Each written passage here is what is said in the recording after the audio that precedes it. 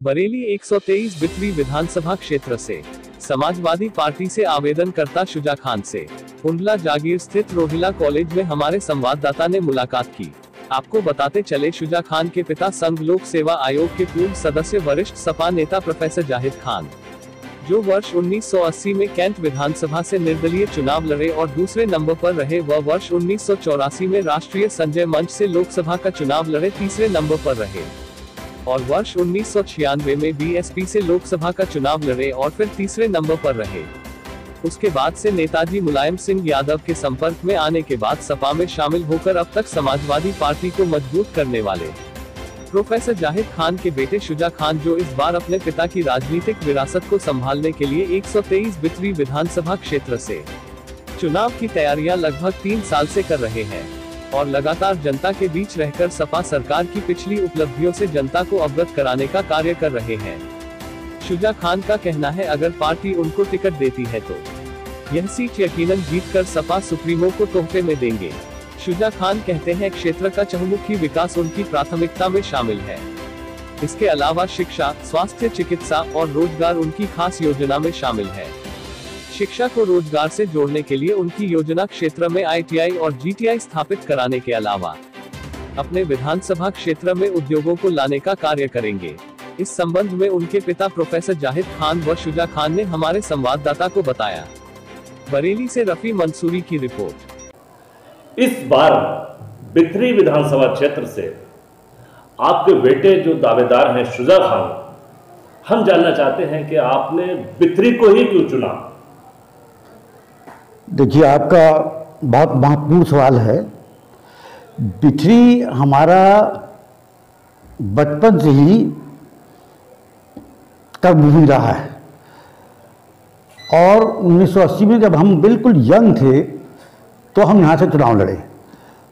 सब लोकदल से टिकट हो गया था, लेकिन ऐन मौके पे टिकट कट गया, इसलिए हम वो चुनाव हार गए। लेकिन हमें 8,000 वोट मिले। उस समय 11,000 में एमएलए चुना जाता था, लेकिन 8,000 वोट मिले और बहुत अच्छा हमारा परफॉर्मेंस रहा। उसके बाद अब कैग जो है वो उस ज़माने में कैग कहलाता था, अब बिथरी हो गया। तो नाम बदलने से सीट नहीं बदल जाती। आज़ादी के बाद आज तक कैंट से एक बार छोड़कर बाकी सब मुस्लिम ही एमएलए रहे यहाँ से। क्यों? क्योंकि ये मुस्लिम बाहुल क्षेत्र रहा। अब उसका थोड़ा सीमांकन होने से नाम बदल गया, बिथरी हो गया, तब भी ये मुस्लिम बाहुल क्षेत्र है और रहेगा। और सापा के ना जीतने का कारण यहाँ पर, मुस्लिम अगर बाहुल है तो मुस्लिमों की अपनी भावनाएं हैं, कुछ अपने जज्बात है। वो चाहते हैं हमारे बीच का कैंडिडेट हमारी ही, मुझे स्पष्ट कहना चाहिए कि जाति का कैंडिडेट हो तो हमारे लिए और ज़्यादा अच्छा होगा। अदरवाइज मुसलमान हमेशा से ही लगाता रहा है सापा को, चाहे कोई कैंडिडेट हो। लेकिन कैंडिडेट तभी यहाँ से जीत पाएगा जब यहाँ से कैंडिडेट उनकी भावनाओं, उनकी आकांक्षाओं के अनुरूप कैंडिडेट हो, अन्यथा सापा को यहाँ से जीतना बहुत मुश्किल है। प्रोफेसर साहब, ये बताइए, जिले में 9 विधानसभा सीटें हैं। 9 विधानसभा सीटों में 3 पर जो है मुस्लिम कैंडिडेट जीतते हैं और अक्सर लोग ये कहते थे कि चौथी सीट नहीं है। तो कौन कौन सी ऐसी सीटें हैं जहां पर मुस्लिम आसानी से जीत सकता है? देखिए साहब, 9 सीटों में हर सीट पे कम से कम 1 लाख मुस्लिम है, बीरगंज छोड़कर, उसमें बिलो 1 लाख है। बाकी बिथरी, भोजीपुरा और बहेड़ी, इन तीनों पे 1.5 लाख मुस्लिम है। और बिथरी में विशेषकर लोग कहते हैं, लेकिन हम वोटों की गिनती के आधार पर कहते हैं कि ये सबसे बड़ा मुस्लिम बाहुल क्षेत्र है। और बिरादरियों का वोट, सब बिरादरियों का 20-25 हज़ार से ज़्यादा नहीं है, 30 हज़ार से ज़्यादा नहीं है। इसलिए अगर ये तो सच्चाई मानना पड़ेगी कि टिकट चुनाव सब जातिगत आधार पर हो रहे हैं, और जातिगत आधार पर हो रहे हैं तो यहाँ बिथरी में मुस्लिम का क्लेम सबसे ऊपर रहता है। अब रहा सवाल, शहर में मुसलमान भी बहुत है और हो सकता है सबसे ज़्यादा मुस्लिम हो, लेकिन शहर में जो वातावरण है वो इतनी जल्दी सांप्रदायिक बन जाता है कि शहर में मुस्लिम कैंडिडेट का लड़ना थोड़ा सा मुश्किल हो जाता है। और जहाँ देहात क्षेत्र है वहाँ पर इतना वातावरण जो है कम्युनल नहीं होता, माहौल इतना सांप्रदायिक नहीं होता। यहाँ पर हिंदू मुस्लिम साथ साथ रहते हैं। मैं जो भी इलेक्शन लड़ा, मुझे हिंदू मुसलमानों ने बराबर का वोट दिया, इसलिए हम समझते हैं कि ये क्षेत्र बेहतर क्षेत्र है। अच्छा प्रोफेसर साहब, ये बताइए, आपके बेटे शुजा खान बिथरी से मजबूत दावेदारों में हैं, और जैसे कि हम लोगों ने क्षेत्र में घूमकर देखा है, बहुत ज़मीनी स्तर पर वो काम कर रहे हैं। कुछ लोगों से हमारी बात हुई कि वोट बढ़वाने, वोट बनवाने और जो लिस्टों का मिलान है, वो काम जितने भी यहाँ 16, 17, 18 प्रत्याशी हैं, उसमें शुजा खान से ज़्यादा कोई नहीं कर रहा है। इस पर आप क्या कहना चाहेंगे? आपका कहना सही है कि शुजा खान ज़मीनी स्तर पे बहुत ज़बरदस्त काम कर रहे हैं। भाई मैं दावे से कह सकता हूँ कि इतने प्रत्याशियों में किसी ने इतना ज़मीनी स्तर पे काम नहीं किया है, चाहे वो बूथ कमेटी हो, चाहे वोट बढ़वाने का प्रश्न हो, चाहे और सामाजिक कार्य हो। भाई वो अपना स्कूल चलाते हैं, रोलायंस इंटरनेशनल, CBSE है, इंटरमीडिएट एफिलिएटेड है, 1000 बच्चे पढ़ते, हिंदू मुस्लिम बच्चे पढ़ते, तो वो बहुत सबसे ज़्यादा लोकप्रिय कैंडिडेट इस क्षेत्र के हैं। लेकिन उनको ये समझा जाए और इस तरह कम आंका जाए कि साहब वो नए कैंडिडेट है, तो कैंडिडेट तो जितने होते हैं पहली बार में सब नए होते हैं, तो इसलिए वो नए कैंडिडेट है। अदरवाइज उनका बिथरी क्षेत्र में मुकाबला कोई कैंडिडेट बहुत मुश्किल से कर पाएगा, चाहे वो किसी भी स्थिति में लगे। सर आपका नाम? मेरा नाम शुजा खान है और बाय क्वालिफिकेशन मैंने बीटेक और MBA किया है और 123 बिथरी विधानसभा क्षेत्र से समाजवादी पार्टी का प्रत्याशी हूँ या दावेदार हूँ। और जैसे कि हमने क्षेत्र में घूमकर देखा है, तो आपके वालिद साहब प्रोफेसर जाहिद खान का नाम कोई ऐसी जगह नहीं है जहाँ पर जुड़ा नहीं है। उसका आपको कितना फ़ायदा मिलेगा? उसका 100% फ़ायदा मिलेगा। और रही बात प्रत्याशियों की भीड़ की, तो लोकतंत्र है, प्रत्याशियों की भीड़ तो आएगी ही, और समाजवादी पार्टी इस सीट पे जीतने जा रही है, तो इसलिए और ज़्यादा समाजवादी का क्रेज़ है यहाँ पर। और रही बात वालिद साहब के नाम की, तो 100% उनका पूर्ण रूप से जितना 40 साल का योगदान इस क्षेत्र के लिए है, उस योगदान का पूरा प्रभाव और पूरा का पूरा फ़ायदा मिलेगा। अच्छा शुजा साहब, ये बताइए, आप कई साल से बिथरी विधानसभा क्षेत्र में ग्रास रूट पर काम कर रहे हैं, आपकी तैयारियां क्या हैं? देखिए, चुनाव के लिए सबसे पहली तैयारी ये है कि जो चुनावी रणनीति होती है, जो भी जंग हम लड़ने जाते हैं, वो उसी के हथियारों से लड़ी जाती है। और चुनाव एक ऐसी जंग है जो वोटों के माध्यम से लड़ी जाती है। तो सबसे पहली तैयारी हमारी वोटों पर चल रही है। हमने ग्राम पंचायत, विधानसभा, जितने भी वोटों का डिफरेंस है, और उसके बावजूद हमारे लोगों का बहुत सा वोट ऐसा है हमारे क्षेत्र का, जिसमें से 30 से 35 हज़ार वोट ऐसा है जो नया बनना है।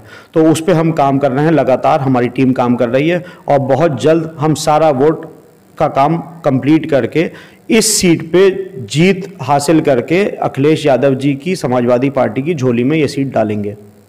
अच्छा शुजा साहब, ये बताइए, समाजवादी पार्टी आपको टिकट देती है, आप चुनाव जीतते हैं, तो बिथरी चैनपुर विधानसभा क्षेत्र के लिए आपका विजन क्या है? देखिए, विजन 2 सबसे महत्वपूर्ण है। पहला शिक्षा का, दूसरा दवाई का। जैसा कि कोरोना महामारी में हम लोगों ने देखा कि ये भाजपा की सरकार ना तो दवाई दे पाई, ना बेड उपलब्ध करा पाई। तो जब तक आदमी के जीवन के साथ जुआ खेला जाएगा, चाहे वो किसी भी बिरादरी का हो, किसी भी धर्म का हो, किसी भी जाति का हो, तो ये सरकार तो जो जीवन अमूल्य है, उस अमूल्य जीवन के साथ जुआ खेल रही है। तो पहले तो हम इस जुए के जीवन को ख़त्म करना है, और जो अखिलेश यादव जी का विज़न है विकास का, उस विकास के पहिए को जो रुक चुका है, जाम हो चुका है, उसको दोबारा सरकार बना के उसको चलाना है। और जो शिक्षा का काम है वो इस क्षेत्र में भली भांति चलाना है, ताकि जो राइट टू एजुकेशन है, एक एक बच्चे का अधिकार है, एक एक व्यक्ति का अधिकार है कि उसको शिक्षा मिलनी चाहिए।